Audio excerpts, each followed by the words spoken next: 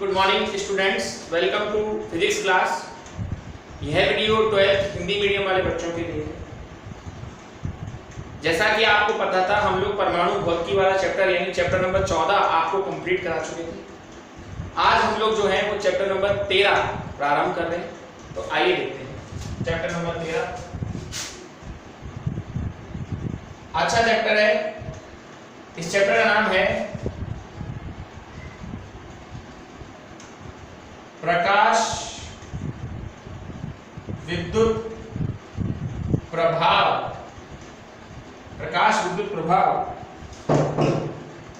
प्रकाश विद्युत प्रभाव एवं द्रव्य तरंगे। प्रकाश विद्युत प्रभाव एवं द्रव्य तरंगे, ये इस चैप्टर का नाम है। इसमें एक्चुअली दो चीज पढ़ने को मिलेंगी, प्रकाश विद्युत प्रभाव और फिर द्रव्य तरंगे। ये अपने आप में इंडिविजुअली एक यूनिट है। सिलेबस तो देखिए रिवाइज होके आएगा, तो हम ये बताइए कितने नंबर का है। पहले तो ये 4 नंबर का हुआ करता था, मार्क्स इसके जो थे वो अकेले के हैं सर, 4 नंबर का है इसका।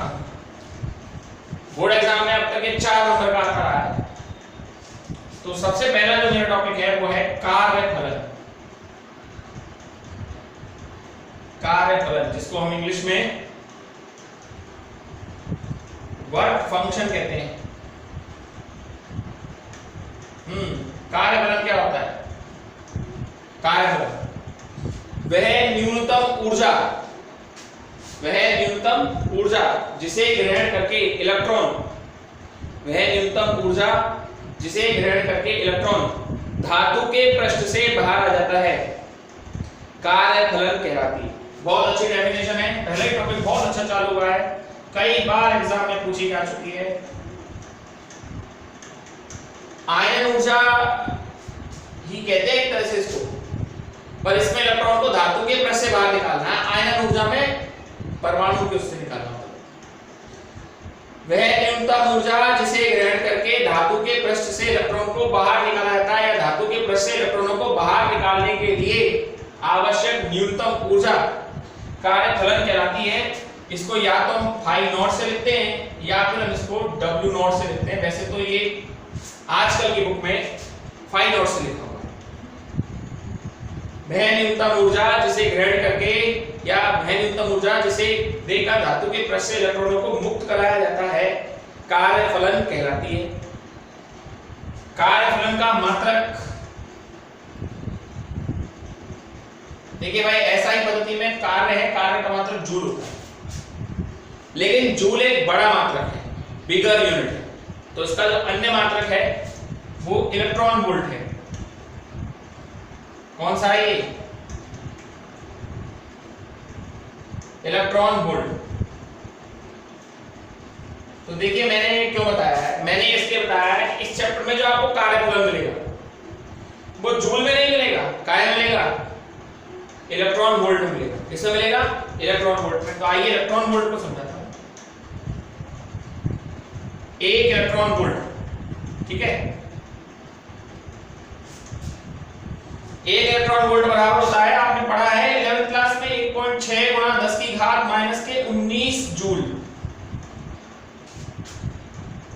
एक इलेक्ट्रॉन वोल्ट बराबर होता है 1.6 गुणा 10 की घात माइनस के 19 जूल। एक इलेक्ट्रॉन को 1 वोल्ट विभवांतर से, 1 वोल्ट विभवांतर से त्वरित करने के लिए, त्वरित करने के लिए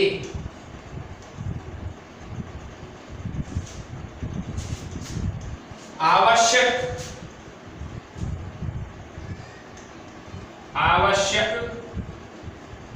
न्यूनतम ऊर्जा को 1 इलेक्ट्रॉन वोल्ट कहते हैं। 1 इलेक्ट्रॉन को 1 वोल्ट विभवांतर से त्वरित करने के लिए आवश्यक न्यूनतम ऊर्जा को इलेक्ट्रॉन वोल्ट कहते हैं। यानी इस चैप्टर में जो आप कार्यफलन या वर्क फंक्शन के जो मात्रकों को पढ़ेंगे, मात्रकों का जो अध्ययन करेंगे, वो मात्रक आपको जूल में नहीं मिलेगा, इलेक्ट्रॉन वोल्ट में मिलेगा। कैसे मिलेगा? Electron volt. वैसे मैं आपको बता दूं, कार्यफलन का जो अधिकतम मान है वो है 5.65 इलेक्ट्रॉन वोल्ट, जो प्लेटिनम के लिए है। और जो न्यूनतम मान है वो है सीजियम के लिए 2.14 इलेक्ट्रॉन वोल्ट। इसका मतलब ये है कि प्लेटिनम से अगर आपको इलेक्ट्रॉन निकालना होगा तो लगभग 5.65 इलेक्ट्रॉन वोल्ट ऊर्जा देनी पड़ेगी, और अगर सीजियम से इलेक्ट्रॉन निकालना होगा तो बहुत ही कम ऊर्जा 2.14 इलेक्ट्रॉन वोल्ट में काम चल जाएगा। तो अगर कम ऊर्जा से इलेक्ट्रॉन धातु के पृष्ठ से बाहर निकाला जा सके तो ऐसी धातुओं को हम लोग प्रकाश संवेदी धातु कहते हैं। ऐसी धातुएं जिनमें हम कम ऊर्जा से ही इलेक्ट्रॉन को धातु के पृष्ठ से बाहर निकाल लें, तो ऐसी धातु आपकी जो कहलाती हैं वो प्रकाश संवेदी धातु, फोटो सेंसिटिव मटेरियल कहलाता है। तो देखिए बच्चों, एक बार इसको है ना, फिर आगे बढ़ता हूं। चलिए देखो एक बार फिर आगे चलते हैं।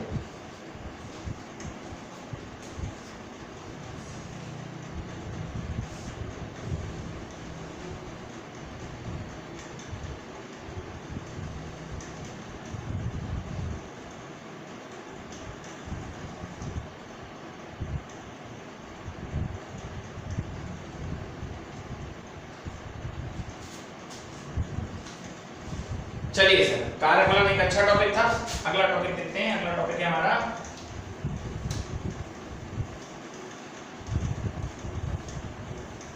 ठीक है, अगला हमारा टॉपिक देखिए,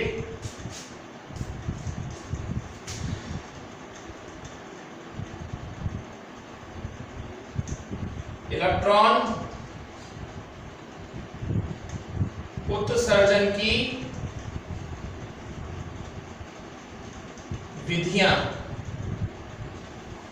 कौन कौन से ऐसे तरीके हैं जिससे इलेक्ट्रॉन को धातु के पृष्ठ से आप बाहर निकाल सकते हो?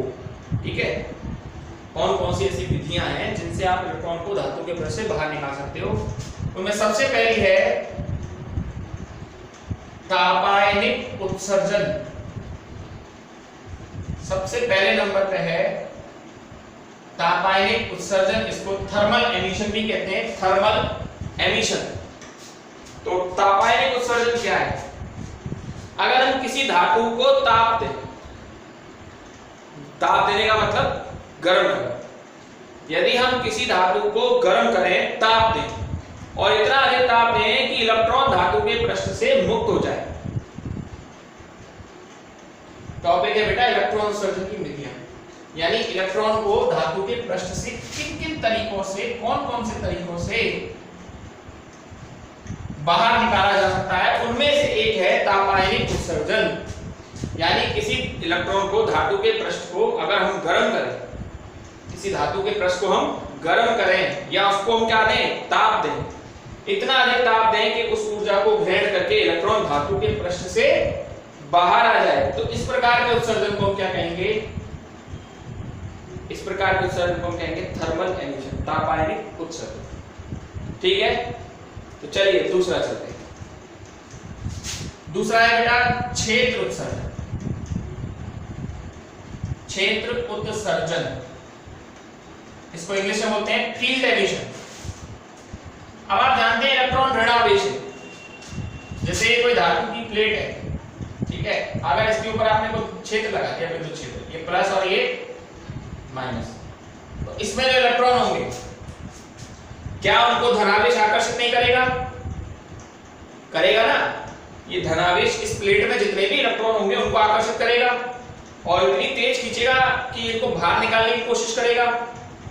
अगर आप 10 की घात 8 वोल्ट पर मीटर का यानी प्रबल विद्युत क्षेत्र लगाएं,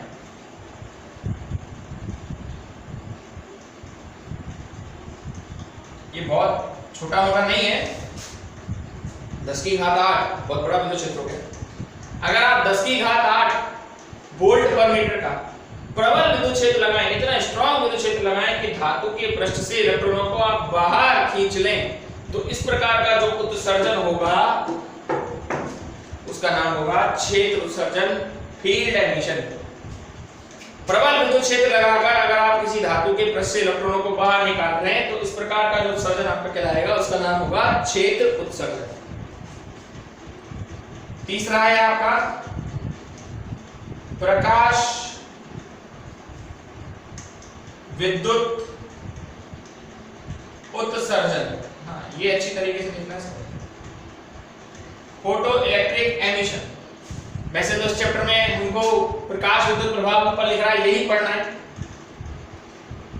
जब किसी धातु के पृष्ठ पर, जैसे धातु का पृष्ठ है, जब किसी धातु के पृष्ठ पर प्रकाश डाला जाए एक उपयुक्त आवृत्ति, जब किसी धातु के पृष्ठ पर एक उपयुक्त आवृत्ति या इससे अधिक आवृत्ति का, जब किसी धातु के पृष्ठ पर एक उपयुक्त आवृत्ति या इससे अधिक आवृत्ति का प्रकाश डाला जाए तो धातु के पृष्ठ से इलेक्ट्रॉन मुक्त होते हैं।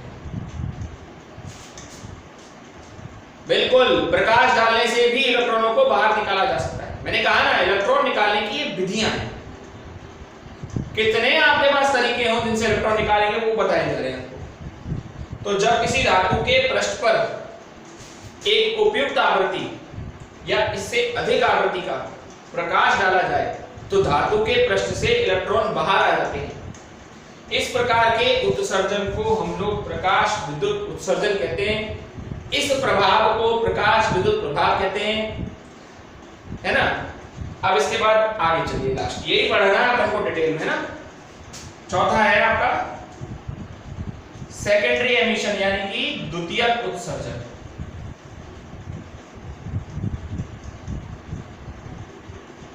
हाँ जी, द्वितीयक उत्सर्जन क्या है?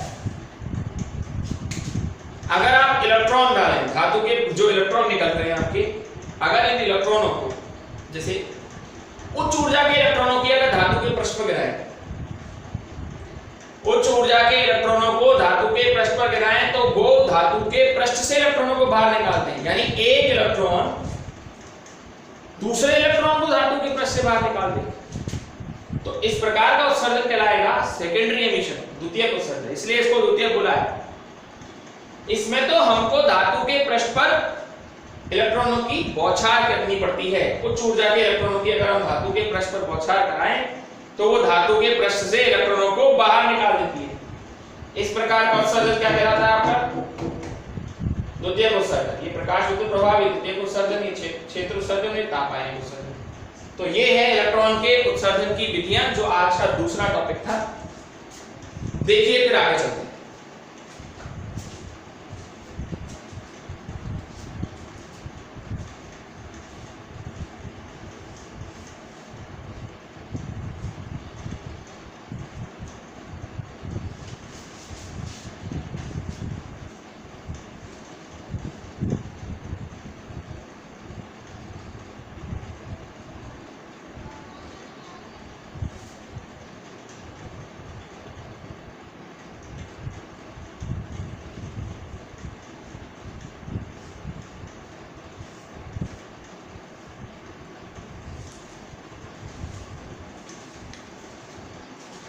चलिए सर आगे चलते हैं। हमारा अगला टॉपिक है, टॉपिक तो वैसे हमारा प्रकाश विद्युत प्रभाव है, लेकिन उसमें ही टॉपिक है हर्ट्ज का प्रयोग।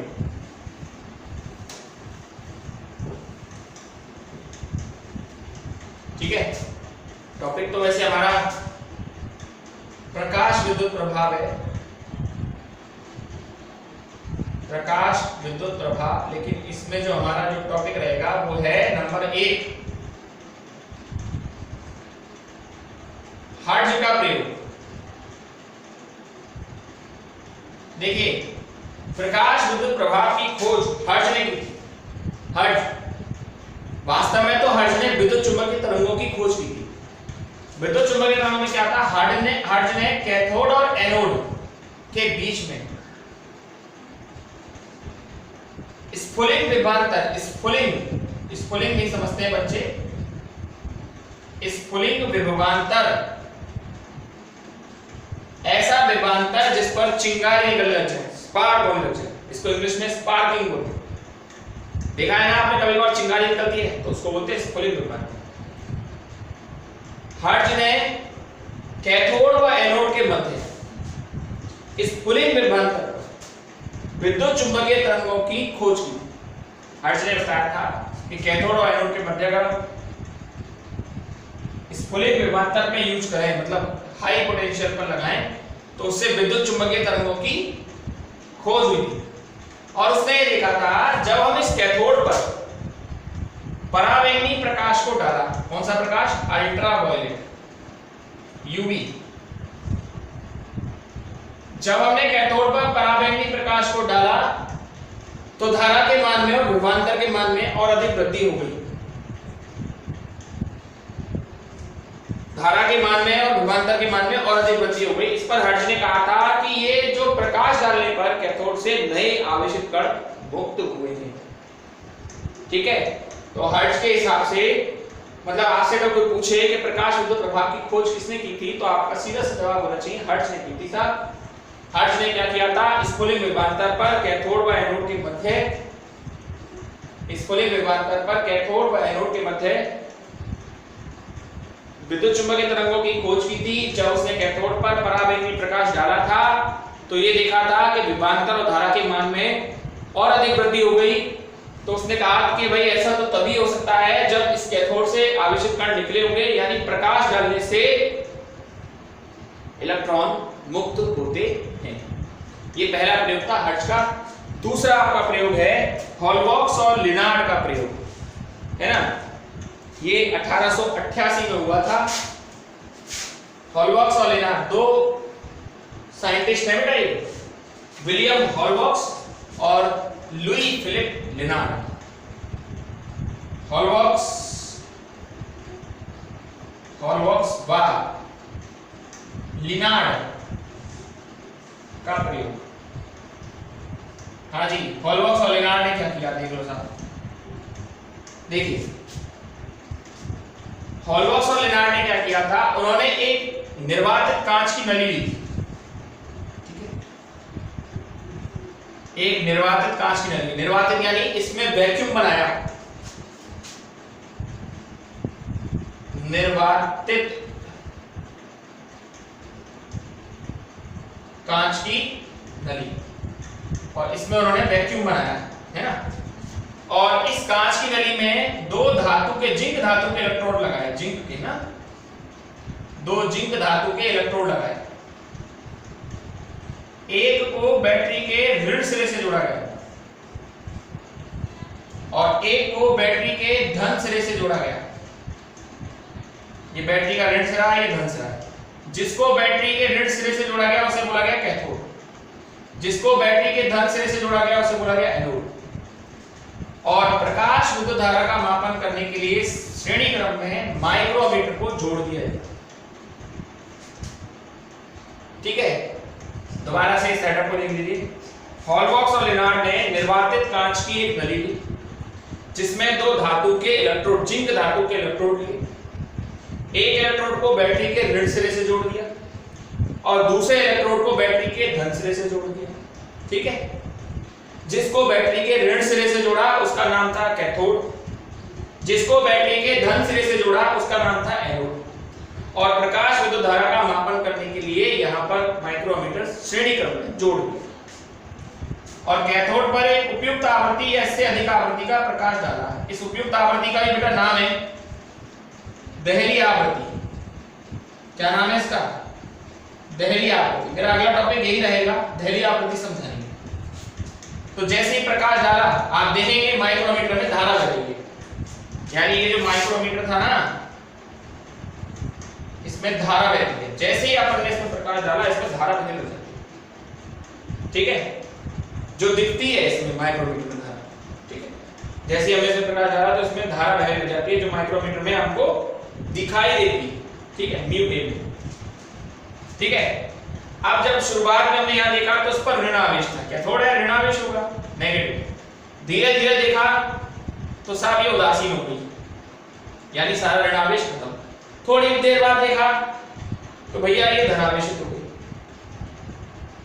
पहले ऋणावेश था, फिर उदासीन हो गई, और फिर थोड़ी देर बाद फिर देखा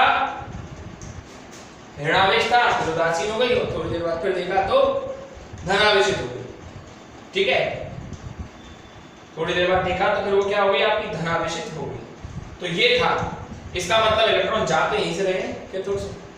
तो यही था कि अब आ रही है मेन आपकी डेफिनेशन, उसको देखिए।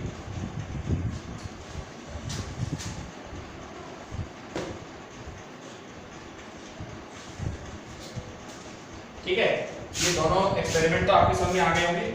हाँ, मैंने आपसे बात की थी दहली आवृत्ति के बारे में पहले बता दूं, फिर मेन डेफिनेशन के बारे में आपसे बात करूंगा।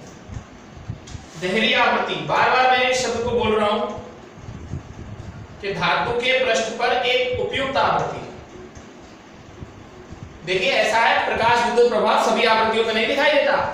आप सोचे सर हर आवृत्ति पर दिखाई देता, ऐसा तो बिल्कुल नहीं है।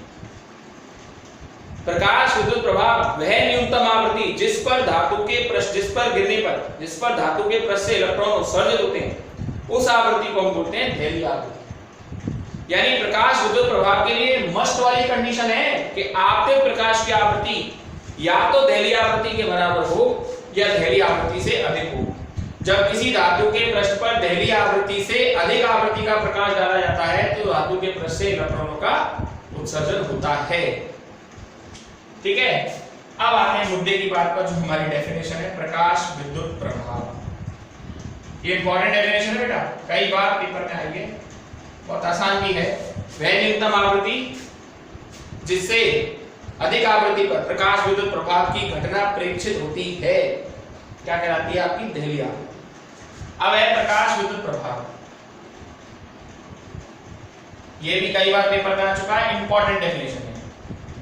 देखिए मैं बताऊं आपको, 4 नंबर का ये चैप्टर है ना।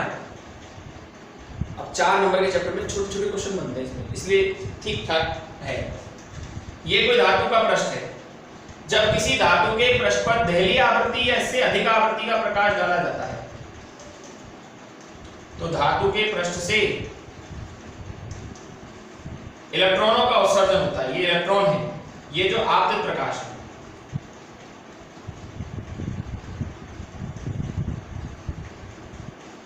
आपतित प्रकाश। जब किसी धातु के पृष्ठ पर दहली आवृत्ति या इससे अधिक आवृत्ति का प्रकाश डाला जाता है तो धातु के पृष्ठ से इलेक्ट्रॉन उत्सर्जित होते हैं। इस प्रकार से उत्सर्जित इलेक्ट्रॉनों को फोटो इलेक्ट्रॉन तथा बहने वाली धारा को प्रकाश विद्युत धारा